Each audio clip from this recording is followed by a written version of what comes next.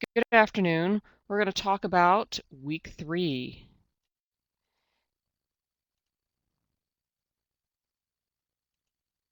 So week 3 is the start of the journal assignment. So the complete details for this, along with the rubric that I'll be using to grade your journal entries, is in the D2L content area.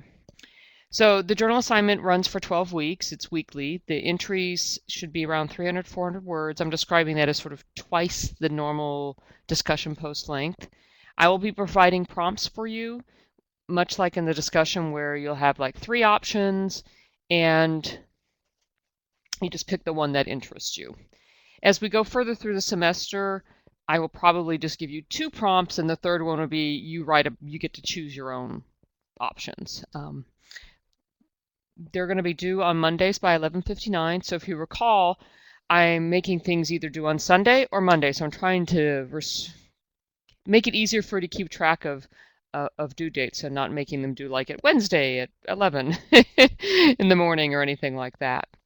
One thing I am going to do on the journal assignment, based on some feedback that I got when I asked you to describe your online class experience, a couple of you pointed out that one of the things you liked about taking online classes is that you can sort of pace yourself.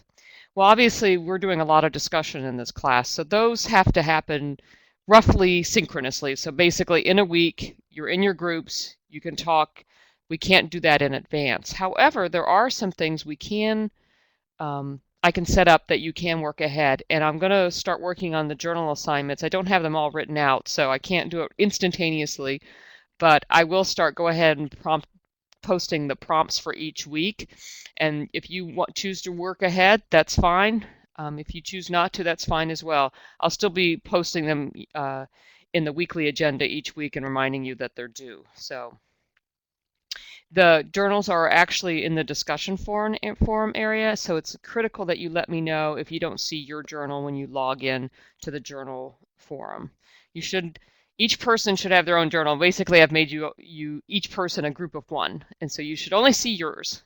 And the only people that can see the journals would be each student and me, so you can't see the other students. So it's really a good time for you to just put in your thoughts here, because I think that one of the things that helps solidify what you've learned during a semester is the time to reflect upon it.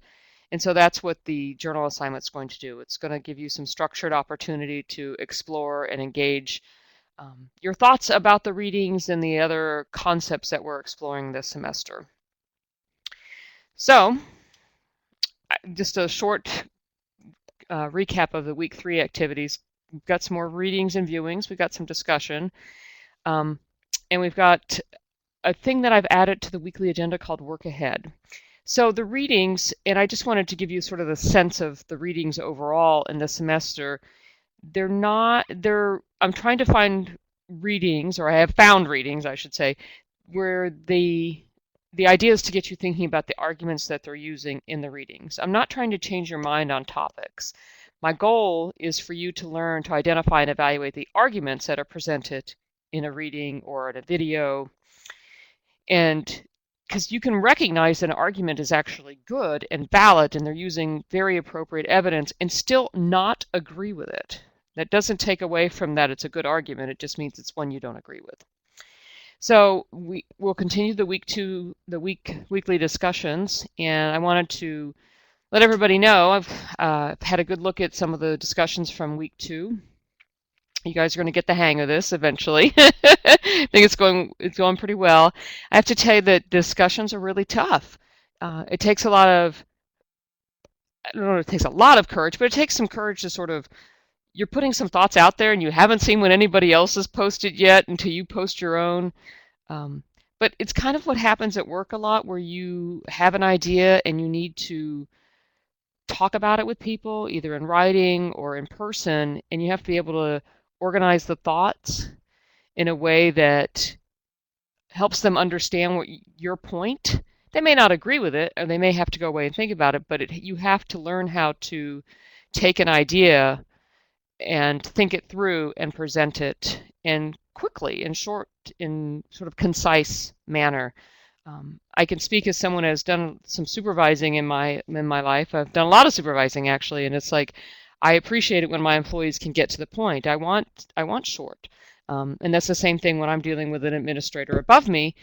They typically want you to get to the point. So you need to be able to take an idea and explain it quickly and present your arguments concisely. So the new thing that I'm adding to the weekly agendas is this thing called work ahead. So much like the journals, I'm encouraging you that if you want to, I'm going to list a couple of things that you can go ahead and start working on.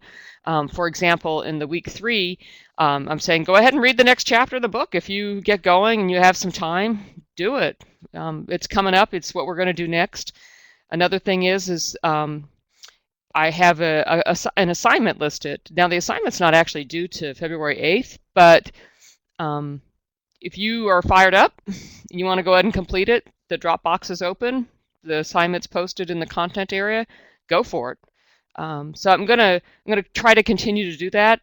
I know I appreciate it myself, especially I think there were a couple of you that were taking all online courses, so that way you can work ahead and then have time free to do other things.